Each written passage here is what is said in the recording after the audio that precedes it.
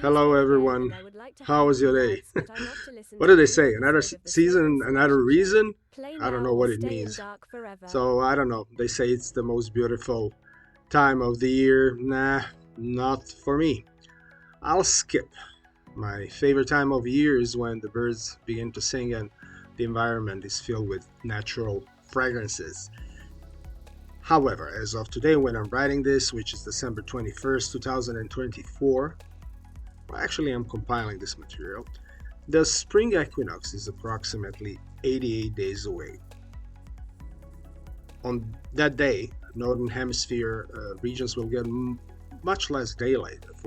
For instance, in London, the day will last roughly 7 hours and 49 minutes, which is significantly shorter than summer days.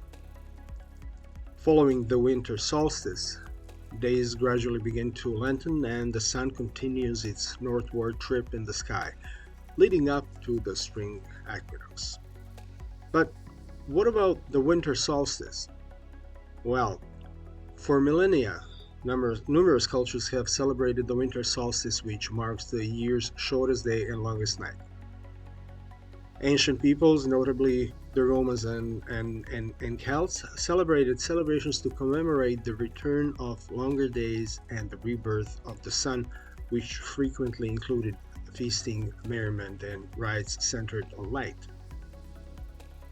In ancient Rome, December 25th was associated with the celebration of Dia Solis Invicti Nati, or Day of the Birth of the Unconquered Sun, which honored the solar god Sol Invictus, and a week after Saturnalia, a holiday held in mid-December. This festival corresponded with the winter solstice when daylight began to return.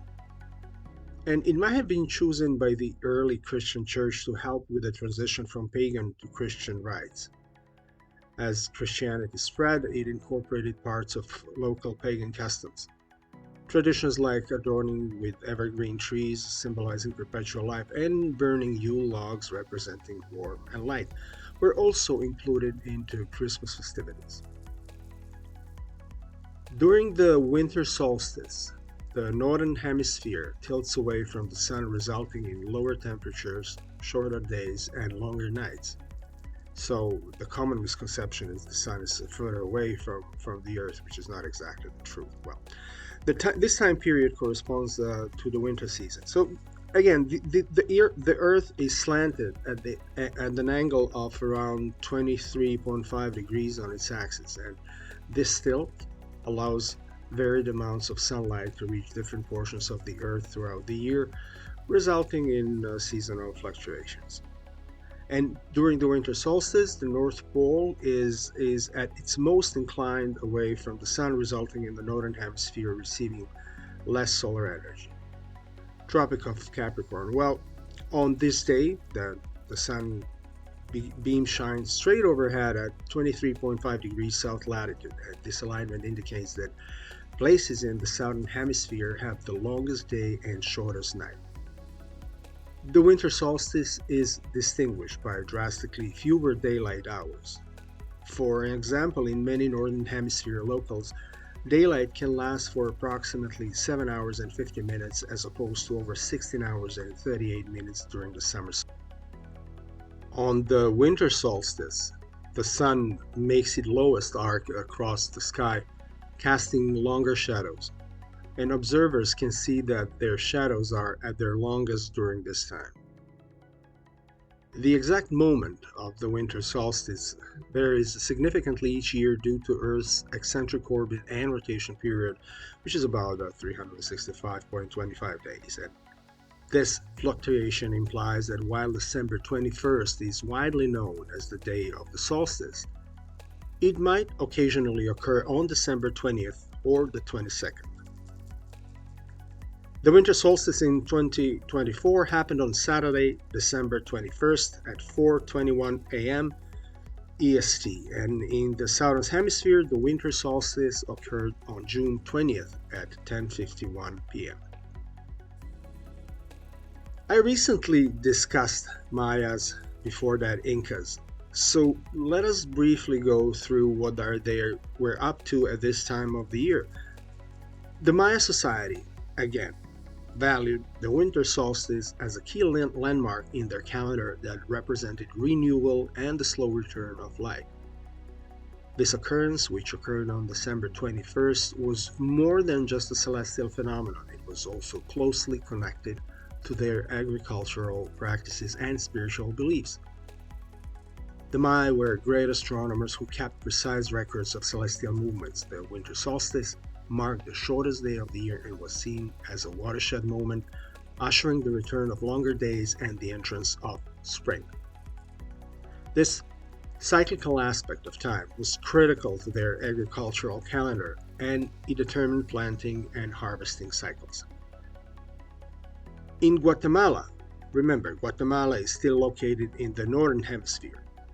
The Fiesta de Santo Tomas blends Catholic and Mayan customs with parades, pyrotechnics, and colorful costumes leading up to the winter solstice.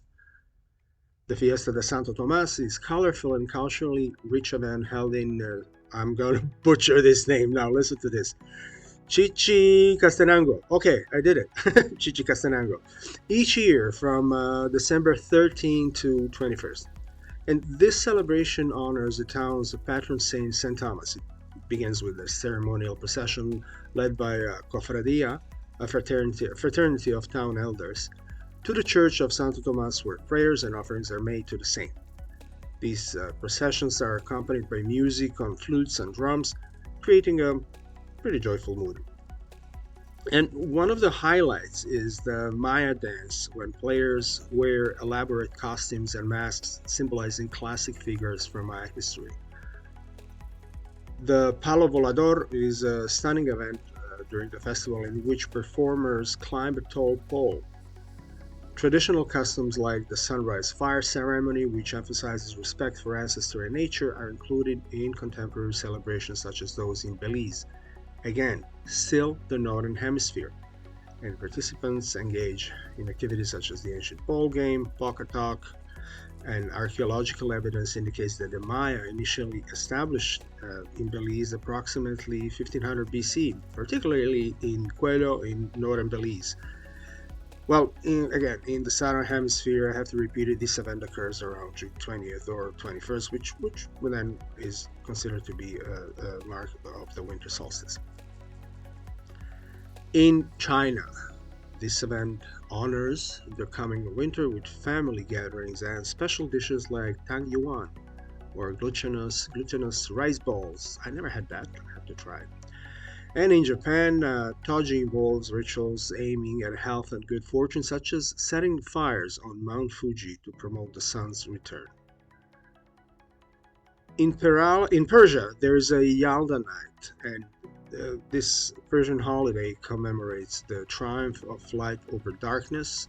That reminds me of that Indian thing, I forgot the name, with family gatherings that include unique dishes such as almonds and pomegranates. And families frequently stay awake throughout the night to embrace the morning sun. And in Scandinavia, the Feast of Jule involves burning fires to signify the sun's return.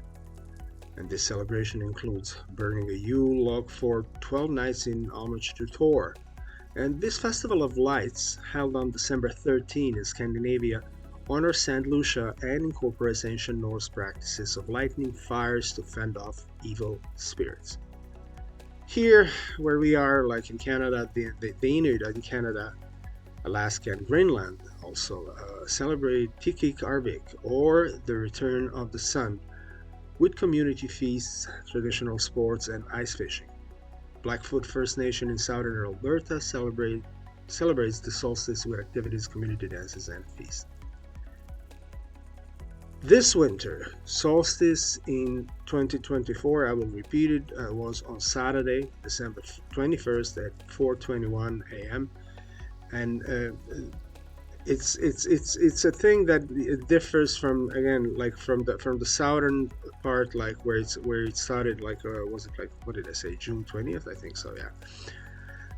And, in the winter solstice has had a profound impact on popular culture, generating a wide range of customs, festivals, and artistic manifestations across multiple mediums. And and every time I think about winter or any like any what do you call it, like at the end of the seasons or the beginning of another one, I always think about Vivaldi, right? Because to me now I'm gonna play Winter, and it says like Concerto Numero 4 in F minor, I think so, yeah, which was composed between 1718 and 1720 and published in 1725 as a part of, I'm gonna butcher it again, Il Cimento dell'Armonia e dell'Invenzione, I think so, which means the contest between harmony and invention.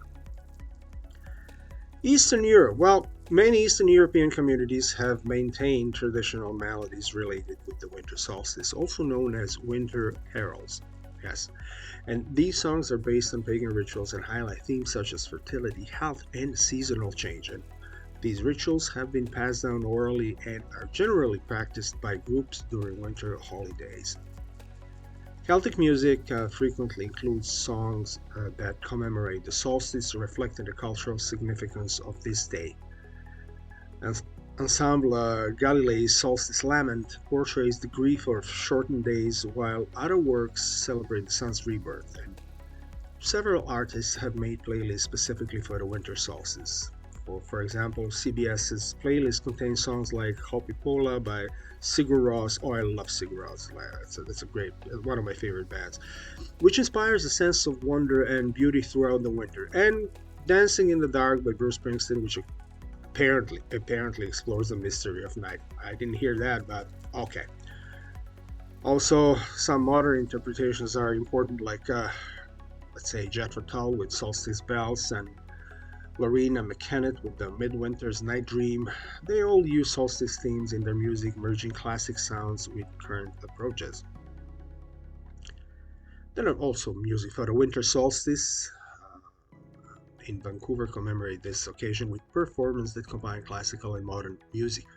These concerts generally explore themes of love, grief, and introspection, echoing the spirit of the solstice. Of course, literature and poetry.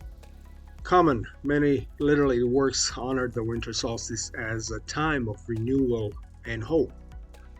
For instance, the poem displayed in the search results, which you can't see it here because I'm seeing it, focused on the excitement and celebration associated with this time of year, highlighting themes like light over darkness and communal festivals. So let's just name a few.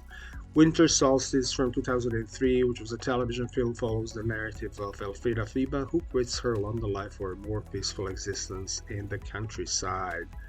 Winter Solstice from 2004, another film with the same title, follows a widower dealing with familiar issues throughout the Christmas seasons.